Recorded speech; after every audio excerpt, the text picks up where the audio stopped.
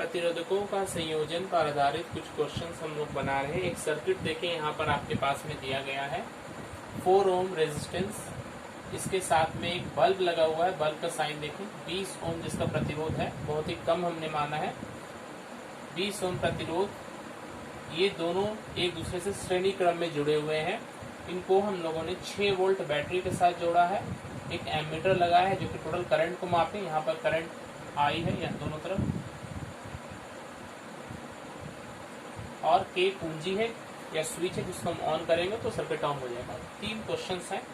सबसे पहले इस पूरे सर्किट का समतुल्य प्रतिरोध क्या होगा, और सेकंड क्वेश्चन इस पूरे सर्किट में करंट कितना जा रहा है, और V1 और V2 का मान निकालें। अर्थात इस 4 ओम के सिरों पर क्या विभवांतर है और इस 20 ओम के सिरों पर क्या विभवांतर है। क्योंकि ये सीरीज कॉम्बिनेशन है तो हर एक पार्ट्स पर वोल्टेज चेंज होते जाएगा। तो हमें ये दोनों भी निकालना है। V1 ये यहाँ पर V1 है और ये यहाँ पर V2 है।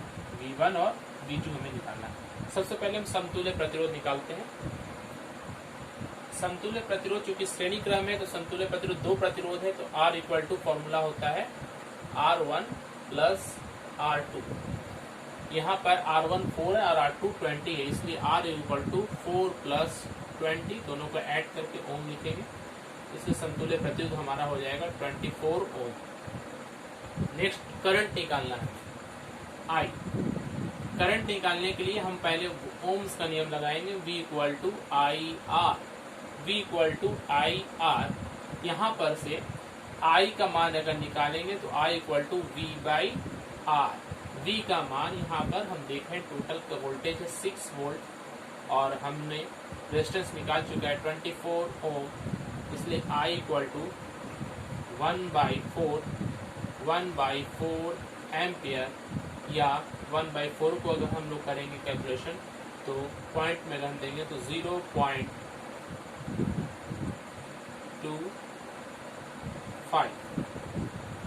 Ampere, 0.25 ampere current. Next question V1 और V2 का मान निकालें। यहाँ पर V1 के मान निकालने के लिए यहाँ पर भी देखिए ओम्स का नियम लगाएंगे। V1 equal to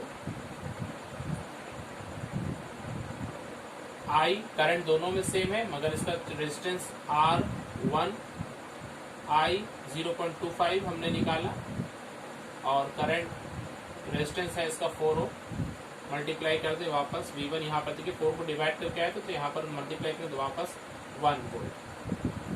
V1 equal to 1 volt multiply कर सकते हैं आप इसे 25/100 करेंगे, 4 कट जाएगा। सेकंड केस V2 का मान निकाल लीजिए। V2 equal to I into R2। V2 ये है, R2 20 ओम बैठाएंगे। I पूरा करंट सेम है, I 0.25 20। V2 equal to 0.25 into 20, तो अगर इसको कैलकुलेशन करना है तो ये 25/100 हो जाएगा,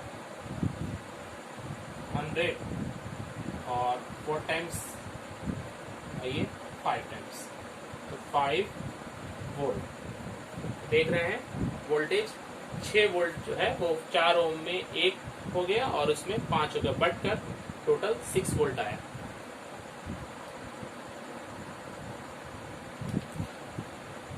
दो, 3 ओम और 6 ओम के प्रतिरोधकों को किस प्रकार संयोजित करेंगे कि संयोजन का कुल प्रतिरोध 4 ओम और 1 ओम होगा। यहाँ हमारे पास 3 प्रतिरोध हैं, 2, 3 और 6। इन तीनों प्रतिरोधकों को हमें किस तरीके से जोड़ना है, श्रेणी क्रम में या समानांतर क्रम में या दोनों मिलाकर, कि समतुल्य प्रतिरोध जो होता है वो 4 और 1 होगा। तो हम देखेंगे पहला 4 ओम को किस तरह से हम जोड़ेंगे।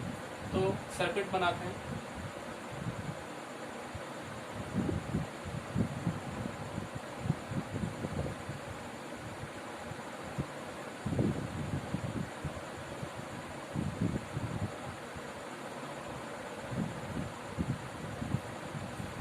ये 2 ओम है और हमने 3 ओम और 6 ओम को समानांतर क्रम में जोड़ा है।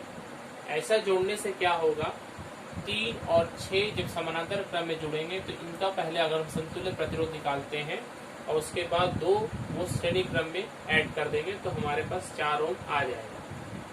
इसका समतुल्य प्रतिरोध निकालने का फॉर्मूला क्या है, R इक्वल टू पहला जो है वो 2 प्लस श्रेणी क्रम में है और ये दोनों क्या है समानांतर क्रम में, तो 3 और 6 का हम लोग समानांतर क्रम निकालेंगे। 3 इंटू 6 3 प्लस 6 ये कहाँ से आया, इस फॉर्मूला को जान लें आप।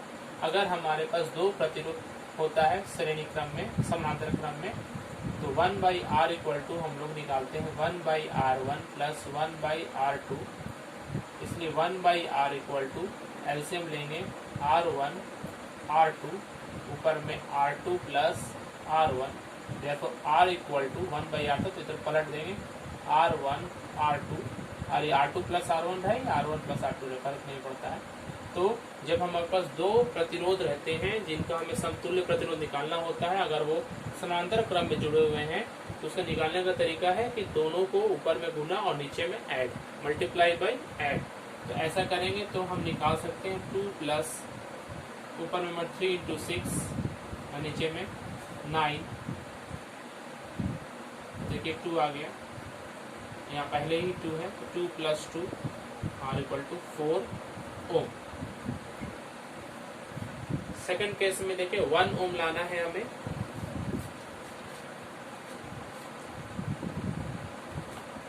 अगर हम तीनों को श्रेणी में जोड़ें तभी या समानांतर में जोड़ें तभी 1 आ सकता है, क्योंकि ये सबसे कम है और सबसे कम कब आता है जब हम समानांतर में जोड़ते हैं। तो हम तीनों को समानांतर क्रम में जोड़ रहे हैं, बी पॉइंट हम बना रहे हैं, बी।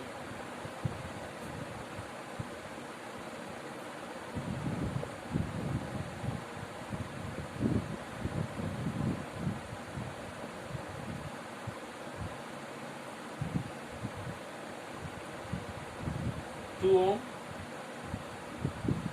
3 ओम और 6 ओम। यहाँ पर समतुल्य प्रतिरोध 1/r इक्वल टू 1/2 1/3 और 1/6। एलसीएम ले लें, 6 होगा 3 divided by 2 6 1 1/r equal to 6/6 1/1, मगर हमें r निकालना है तो 1 को पलटेंगे तो 1 ही आंसर आएगा, तो r इक्वल टू 1 ओम। यहाँ देखिए r इक्वल टू 1 ओम आया कब, जब हम तीनों को समानांतर क्रम में जोड़ रहे हैं तब। घरेलू परिपथ में विद्युत उपकरणों को किस संयोजन में जोड़ा जाता है। हमने 2 संयोजन पढ़ा है, श्रेणी क्रम और समानांतर क्रम। मगर घरेलू परिपथ में जो हम पंखा, बत्ती और इस तरह के जितने भी उपकरण है जो हम जोड़ते हैं वो किस श्रेणी में, किस क्रम में जोड़ना चाहिए, तो इसका आंसर है समानांतर क्रम, पैरेलल कॉम्बिनेशन। क्यों? क्योंकि पैरेलल कॉम्बिनेशन में जब हम जोड़ते हैं, अगर एक उदाहरण देकर समझाएं, मान लेते हैं यहाँ पर हमने बल्ब जोड़ा है और यहाँ पर हमने फैन को जोड़ा है, यहाँ पर हमने कोई और टीवी या कुछ भी और जोड़े हैं, तो यहाँ पर हर एक को 220 वोल्ट मिलेगा। सब में विभवांतर क्या होता है, समान रहता है। हम जानते हैं हमारे घर में जितने भी उपकरण हैं सब के सब 220 वोल्ट पर ही चलते हैं, तो सबको समान परिमाण में विभवांतर या पोटेंशियल डिफरेंस प्राप्त होगा। सेकंड पॉइंट देखिए, प्रत्येक उपकरण में विद्युत धारा का मान अलग अलग होता है। हम जानते हैं हमारे घर में कोई कम पावर इस्तेमाल करने वाला उपकरण होता है, कुछ अधिक पावर, जैसे एक बल्ब तो जब हम इस्तेमाल करते हैं, एक बल्ब की तुलना में एक विद्युत स्त्री या आयरन जो होता है वो ज़्यादा करंट लेता है। तो जब दोनों को हम श्रेणी क्रम में जोड़ देंगे तो इलेक्ट्रिक आयरन जितना करंट लेगा उतना ही बल्ब को भी देना पड़ जाएगा, तो क्या लाभ होगा, बल्ब को तो उतना करंट तो दरकार ही नहीं है, तो वो खराब हो सकता है। इसीलिए हम इसे समानांतर क्रम में जोड़ते हैं। समानांतर क्रम में जोड़ने से ये करंट बढ़ जाता है, जिसके पास ज्यादा जाना चाहिए वो ज्यादा करंट लेगा, जिसको कम जरूरत है वो कम लेगा। सी, पूरे परिपथ का प्रतिरोध कम होता है। हम लोगों ने भी देखा कि समानांतर क्रम में जो समतुल्य प्रतिरोध होता है उसका मान बाकी प्रतिरोधों की तुलना में जो संयोजन प्रतिरोध है सबसे कम हो जाता है। तो प्रतिरोध कम हो जाने से विद्युत धारा का नष्ट जो होगा पावर कम कंज्यूम करेगा। डी, कोई एक उपकरण खराब भी हो जाए तो बाकी सभी उपकरण चल सकते हैं।